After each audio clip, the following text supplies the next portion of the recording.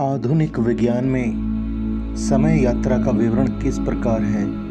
इससे पहले आइए भारत के प्राचीन ग्रंथों में समय यात्रा की एक घटना का जिक्र आपसे साझा करें। विष्णु पुराण में रेवती की कथा वर्णित है। रेवती ककुदमी की इकलौती पुत्री थी। यह महसूस करते हुए कि कोई भी मनुष्य उनकी सुंदर और प्रतिभाशाली पुत्री से विवाह करने लायक नहीं हो सकता, ककुदमी रेवती को लेकर अपने साथ ब्रह्मलोक चले गए। जब वे वहां पहुंचे, ब्रह्मा गंधर्वों द्वारा एक संगीत प्रदर्शन सुन रहे थे, इसलिए उन्होंने प्रदर्शन समाप्त होने तक धैर्यपूर्वक प्रतीक्षा की। तब ककुदमी ने विनम्रतापूर्वक झुककर अपना अनुरोध किया और उम्मीदवारों की अपनी संक्षिप्त सूची प्रस्तुत की। ब्रह्मा ने हंसते हुए समझाया कि समय अस्तित्व के विभिन्न विमानों पर अलग अलग तरीके से चलता है और जिस कम समय में उन्होंने ब्रह्मलोक में उन्हें देखने के लिए इंतजार किया, उस दौरान पृथ्वी पर 27 चतुर्युग बीत चुके थे और सभी उम्मीदवार बहुत पहले मर चुके थे। ब्रह्मा ने कहा कि ककुदमी अब अकेला था, क्योंकि उसके दोस्त, मंत्री, नौकर, पत्नियां, रिश्तेदार, सेना और खजाने अब पृथ्वी से गायब हो गए थे और उन्हें जल्द ही अपनी बेटी को पति दे देना चाहिए, क्योंकि कलयुग करीब था। इस समाचार से ककुदमी को आश्चर्य और चिंता हुई। हालांकि ब्रह्मा ने उन्हें सांत्वना दी और कहा कि संरक्षक विष्णु वर्तमान में कृष्ण और बलराम के रूपों में पृथ्वी पर हैं और उन्होंने रेवती के लिए योग्य पति के रूप में बलराम की सिफारिश की। ककुदमी और रेवती फिर धरती पर लौट आए, जिसे उन्होंने कुछ समय पहले ही छोड़ा हुआ माना। वे वहां हुए बदलावों से हैरान थे। न केवल परिदृश्य और पर्यावरण बदल गया था, बल्कि बीच के 27 चतुर्युगों में मानव आध्यात्मिक और सांस्कृतिक विकास के चक्रों में मानव जाति अपने समय की तुलना में विकास के निचले स्तर पर थी। भागवत पुराण में वर्णन किया गया है कि उन्होंने पाया कि मनुष्य की जाति कद में कमज़ोर, शक्ति में कमी और बुद्धि में कमज़ोर हो गई थी। राजा की राजधानी कुशस्थली का नाम बदलकर द्वारका कर दिया गया था। तब ककुदमी और रेवती ने बलराम को ढूंढ निकाला और विवाह संपन्न हुआ। दोस्तों, मैं हूं आपका दोस्त BH सिंह और आप देख रहे हैं रहस्य संसार। जेम्स ग्लीक एक विज्ञान इतिहास लेखक हैं। उनकी 2016 में प्रकाशित हुई एक किताब टाइम ट्रेवल ए हिस्ट्री छपी थी। इसमें ग्लीक महाशय ने समय यात्रा इस विचार की शुरुआत, साहित्य में इसके इस्तेमाल और आधुनिक आदमी के जीवन को ये किस प्रकार आकार देता है, इस पर खोजपूर्ण लिखा था। एक इंटरव्यू जो उन्होंने नेशनल ज्योग्राफिक को दी थी, उसमें कहा, 4 साल तक इस किताब पर काम करने के दौरान मुझे यह भी एहसास हुआ कि किसी न किसी तरह से हर समय यात्रा की कहानी मौत के बारे में है। मृत्यु या तो स्पष्ट रूप से अग्रभूमि में है या पृष्ठभूमि में छिपी हुई है, क्योंकि समय क्रूर है। समय हमारे साथ क्या करता है, यह हमें मार देता है। समय यात्रा अमरता के साथ छेड़खानी करने का हमारा एक तरीका है। दोस्तों, ये थी जेम्स ग्लीक की परिभाषा। अब समय यात्रा की बात करते हैं। समय यात्रा अतीत या भविष्य में यात्रा करने की कल्पना है। समय यात्रा विज्ञान कथा साहित्य में एक व्यापक रूप से मान्यता प्राप्त अवधारणा है।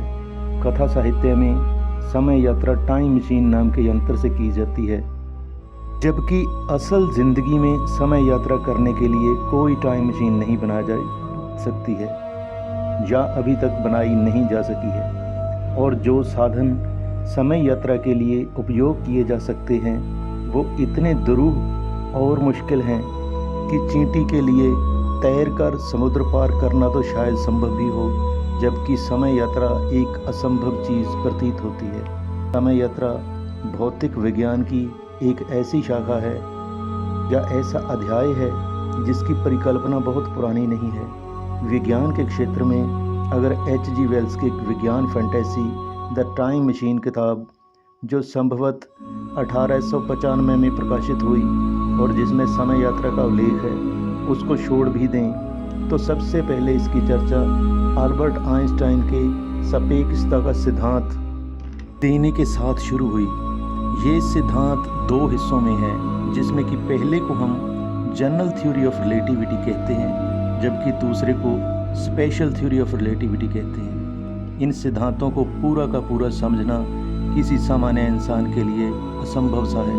कहते हैं कि हर समय दुनिया में कुछ थोड़े ही लोग होते हैं जो इन सिद्धांतों और इक्वेशंस को समझ सकते हैं। समय के बारे में आइंस्टाइन से पहले तक पूरी दुनिया में भौतिकी के विद्वान यही मानते थे जो सर आइजैक न्यूटन ने कहा था कि समय सर्वकालिक है और हर जगह पूरे ब्रह्मांड में यह समान रूप से ही गुजरता है। यह तब बदल गया जब आइंस्टाइन ने सापेक्षता के सिद्धांत को दुनिया के सामने रखा और समय यात्रा के लिए दरवाजे खोल दिए। इसने हमें समय और अंतरिक्ष को देखने का नया नज़रिया दिया, जो कि न्यूटन द्वारा स्थापित तस्वीर से बहुत अलग था। सापेक्षता का सिद्धांत हमें बताता है कि ब्रह्मांड में समय का प्रवाह स्थिर नहीं है। आप जितना तेज़ चलेंगे, समय उतना ही धीमा हो जाएगा। जब आप प्रकाश की गति पर पहुंच जाएंगे, जो कि लगभग 3 लाख किलोमीटर प्रति सेकंड की रफ्तार से यात्रा करता है, तब आप समय को रुका हुआ महसूस करेंगे। इसके लिए हमें एक ऐसे अंतरिक्ष यान पर सवार होना होगा जो प्रकाश की गति के करीब चलता हो। यदि यह यान प्रकाश की गति के 95% की रफ्तार से चलता है, तो अगर आप 5 वर्ष बाद धरती पर वापस आते हैं, तो इतने में धरती पर 50 वर्ष गुजर चुके होंगे और आप भविष्य में पहुंच जाएंगे। भविष्य में समय यात्रा की परिकल्पना बिल्कुल संभव है, बशर्ते कि हमारे पास ऐसे साधन हों। इसमें फिर कोई मुश्किल नहीं है, ऐसा विज्ञान कहता है। भविष्य में समय यात्रा कैसे होगी, इस पर बात करने से पहले आइए हम समय के उस गुणधर्म पर बात करें जिसे कि हमें, आप और हम सभी महसूस करते हैं। हमारे पास घड़ी ना भी हो, तब भी जब हम कहीं बैठे होते हैं तो हम पहले महसूस करते हैं कि मुझे यहाँ बैठे 10 मिनट हो गए हैं, या मैं फ़लाँ काम को 2 घंटे से कर रहा हूँ, या आधा घंटा हो गया है। ऐसा हमारा अंदाज़ा होता है। जो सही समय ना भी बताए तो उसके निकट अवश्य होता है। ये है समय को महसूस करने की धारणा, जिसे हम जानते समझते हैं। कई बार दुख के समय में ये बहुत लंबा हो जाता है और खुशी के समय में जल्दी बीत जाता है। ऐसा भी होता है। अब मान लीजिए कि धरती के इर्द गिर्द पूरी परिक्रमा पर एक ऐसी पटरी बिछा दी जाए जिस पर कि एक ट्रेन चलती हो जो प्रकाश की गति से चले। जब ये ट्रेन 1 सेकंड में धरती के 7 चक्कर लगाने लगेगी, तब ये प्रकाश की गति के बिल्कुल करीब होगी। अगर हम इस ट्रेन में बैठकर सफ़र करें, तो अगर ये प्रकाश की गति से ज़रा सी भी कम है, उस गति पर चले, तो उसमें हम जितने भी मुसाफिर बैठे होंगे, वो अगर 1 हफ्ता यात्रा करते रहें, यानी हमें बिल्कुल महसूस होगा कि हम सब 1 हफ्ते से ट्रेन में हैं। तो जब ये ट्रेन रुकेगी, तो हो सकता है ट्रेन के बाहर 50 साल गुजर गए हों। इसमें एक अजब संभावना ये है कि जितने भी लोग इस ट्रेन को बाहर से चलता देख रहे होंगे, वो अपने बच्चों को यही बताते पाए जाएंगे कि ये तो पिछले 50 साल से ऐसे ही चल रही है, जबकि ट्रेन के अंदर जहां हम और आप यात्रा कर रहे हैं, हम 1 हफ्ता ही महसूस करेंगे। इस तरह हम भविष्य में पहुंच जाएंगे। समय यात्रा में असली मुश्किल घुंडी तब आती है जब हम अतीत में या भूतकाल में यात्रा की बात पर आते हैं। इस पर लंबे समय से बहस चल रही है कि क्या अतीत में समय यात्रा संभव है, क्योंकि विज्ञान के मुताबिक हर चीज़ के 2 रुख होते हैं। अगर भविष्य में यात्रा की जा सकती है, तो भूतकाल में भी यात्रा होनी चाहिए। बहुत लोग इसका उत्तर ना में देते हैं। उनके मुताबिक ये एक असंभव बात है। इसमें सबसे बड़ी मुश्किल ग्रैंडफादर पैराडॉक्स है, या ऐसी बातें हैं जिसे हम और आप सभी ने सुना है। इसका सीधा सा मतलब ये है कि यदि कोई व्यक्ति अतीत में जाकर अपने दादा या परदादा वगैरह को मार दे, तो फिर वो पैदा कैसे हुआ। इस तरह ये एक मुश्किल सवाल बन जाता है। सबसे बड़ी बात कि अगर समय यात्रा संभव है, या ये कभी भविष्य में संभव होगी, तो भविष्य से अभी तक कोई हमारे पास क्यों नहीं आया। ऐसे ही कई और विरोधाभास भी हैं, लेकिन सौभाग्य से आधुनिक भौतिकी के पास इन विरोधाभासों के समाधान हैं। जैसे कि कुछ भौतिक विदों का कहना है कि यदि आप समय में पीछे चले जाते हैं, तो आप दूसरे ब्रह्मांड के अतीत में पहुंच जाएंगे। इसलिए जब आप समय में पीछे जाएंगे तो आप एक और समय रेखा में पहुंच जाएंगे जिसे आप बिना किसी विरोधाभास के हर तरह से प्रभावित कर सकते हैं। समानांतर ब्रह्मांडों का यह सिद्धांत क्वांटम यांत्रिकी संभाव्य प्रकृति से उत्पन्न होता है, क्योंकि क्वांटम यांत्रिकी में आप किसी कण की विशिष्ट स्थिति नहीं बता सकते, बल्कि आप केवल संभावना की गणना कर सकते हैं कि यह किस विशिष्ट स्थान पर होगा। इनमें हर संभावना हमारे ब्रह्मांड में नहीं बल्कि दूसरे ब्रह्मांड में होती है। वास्तव में ये सिद्धांत हमें बताता है कि ब्रह्मांड एक नहीं बल्कि अनंत हैं और हर किसी में हमारे ही प्रतिरूप मौजूद होते हैं जो हमसे जीवन में मामूली बातों पर अलग होते हैं। जैसे अगर एक ब्रह्मांड में आप डॉक्टर हैं तो हो सकता है दूसरे में आप कोई दुकानदार हों। अतीत में समय यात्रा के बारे में राय देते हुए कुछ भौतिक शास्त्री ये भी कहते हैं कि भौतिकी के नियम आपको यह इजाज़त नहीं देते कि आप अतीत में कुछ भी परिवर्तन कर सकें। यानी आप अतीत में जाकर उसे देख तो सकते हैं पर उसे किसी भी तरह प्रभावित नहीं कर सकते। जहाँ तक समय यात्रा के साधनों की या तरीकों का सवाल है, ये 3 तरह से की जा सकती है। पहली तरह में किसी ऐसे अंतरिक्ष यान में सवार होकर यात्रा करें जो प्रकाश की रफ्तार के करीब रफ्तार पर चलने में सक्षम हो। इस तरह की यात्रा के बारे में हम पहले ही बात कर चुके हैं। ये एक कल्पना भर है क्योंकि ऐसा यान बना पाना निकट भविष्य में संभव नहीं लगता। दूसरी तरह से समय यात्रा करने के लिए हमें किसी ब्लैक होल के निकट जाना होगा। ब्लैक होल के पास गुरुत्वाकर्षण बहुत ज़्यादा होता है। जितनी ज़्यादा गुरुता होगी समय उतना ही धीमा चलेगा। इसमें सबसे बड़ा खतरा ये है कि आप ब्लैक होल के भीतर भी गिर सकते हैं। असल में ये करना भी निकट भविष्य में संभव नहीं है क्योंकि हमारी पृथ्वी के निकट ऐसा कोई ब्लैक होल नहीं है। हमारी आकाश गंगा के केंद्र में एक बहुत बड़ा ब्लैक होल है जिसे सैजिटेरियस कहते हैं। हमारी आकाश गंगा यानी मिल्की वे भी 1 लाख प्रकाश वर्ष में फैली है। अगर हमारा सौरमंडल और पृथ्वी मिल्की वे के मध्य में भी हैं तो भी वो ब्लैक होल हमसे 50,000 प्रकाश वर्ष दूर होगा। इसलिए ये संभावना भी सिफर लगती है। तीसरी संभावना है वर्म होल। वर्म होल असल में स्पेस टाइम में असमान बिंदुओं को जोड़ने वाली एक संरचना होती है। ये किसी ट्यूब की तरह होते हैं जो कि अंतरिक्ष के 2 दूरस्थ स्थानों को आपस में जोड़ देते हैं। अगर कोई इनमें प्रवेश कर जाए तो वो किसी अलग ही समय में पहुंच जाएगा। भूतकाल या भविष्य ये पक्का नहीं कहा जा सकता। वर्म होल सापेक्षता के सामान्य सिद्धांत के अनुरूप हैं, लेकिन ये वास्तव में मौजूद होते हैं या नहीं ये अनिश्चित है। जब गुरुता या किसी भारी पिंड का दबाव बहुत ज़्यादा होता है तो वो स्पेस टाइम को मोड़ देता है और ये गहराई इतनी ज़्यादा बढ़ जाती है कि वो खाली रास्ता किसी दूसरे स्पेस टाइम तक बन जाता है। अगर किसी ने बहुत आसान भाषा में समझना हो तो ये वर्म होल की परिभाषा है। वैज्ञानिकों के मुताबिक ये हमारे अंतरिक्ष में हर पल अपने आप बनते और नष्ट होते रहते हैं। इनसे यात्रा करना इसलिए संभव नहीं क्योंकि एक तो ये समय के बहुत छोटे अंतराल के लिए बनते हैं यानी माइक्रो सेकंड के लिए। दूसरा, इनका आकार भी बहुत बारीक होता है, किसी बाल से भी सैकड़ों गुना बारीक। इन्हें किसी भी तरीके से चौड़ा करने की या इन्हें पैदा करने की कोई तकनीक फ़िलहाल विज्ञान के पास नहीं है।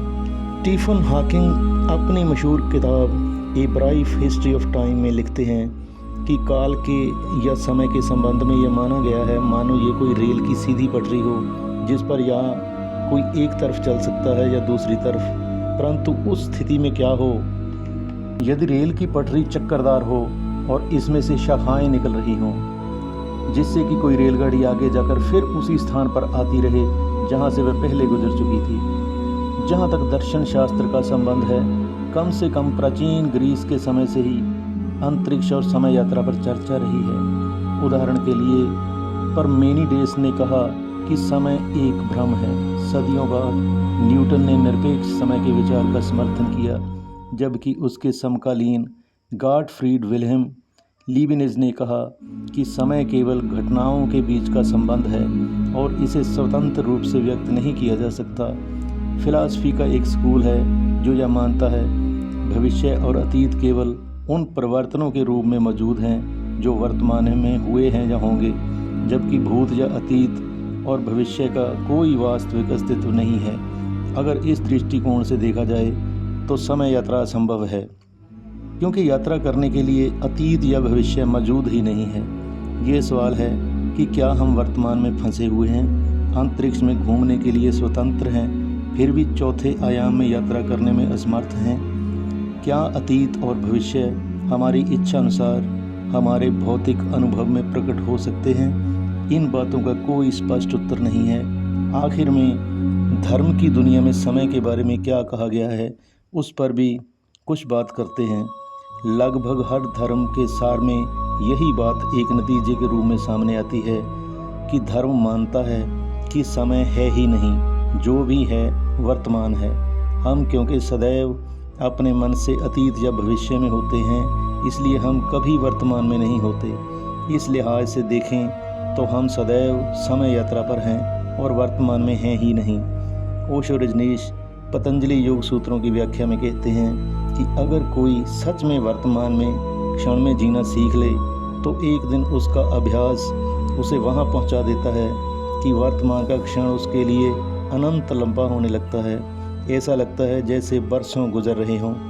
ऐसा व्यक्ति फिर कम से कम भूतकाल ही नहीं, भविष्य को देखने और वहाँ जाने के भी समर्थ हो जाता है। ओशो कहते हैं कि उन्होंने दुनिया के सभी धर्मों का ही नहीं, बल्कि सुदूर दुनिया में रहने वाले कबीलों और जनजातियों की गुमनाम से धर्मों की पुस्तकों का भी अध्ययन किया है। हैरानी की बात ये पाई गई कि सब धर्मों में लोगों ने वो अनुभव भी लिखे और वो दिन देखे होने की बात लिखी जब पृथ्वी पैदा हुई थी, और वो दिन भी देखे जब पृथ्वी नष्ट हो जाएगी। इतनी ज़्यादा समरूपता महज इत्फाक नहीं हो सकती। ज़ाहिर तौर से कुछ है जो आज का विज्ञान चूक रहा है और जिसे भविष्य में हासिल कर लिया जाएगा। तो दोस्तों, ये था आज का वीडियो में कोई भी बात गलत लगी हो, क्षमा के तलबगार हैं। अगली बार किसी और रहस्य से पर्दा उठाने या उस पर चर्चा करने आपके रूबरू होंगे। बहुत बहुत धन्यवाद। नमस्कार। जय हिंद।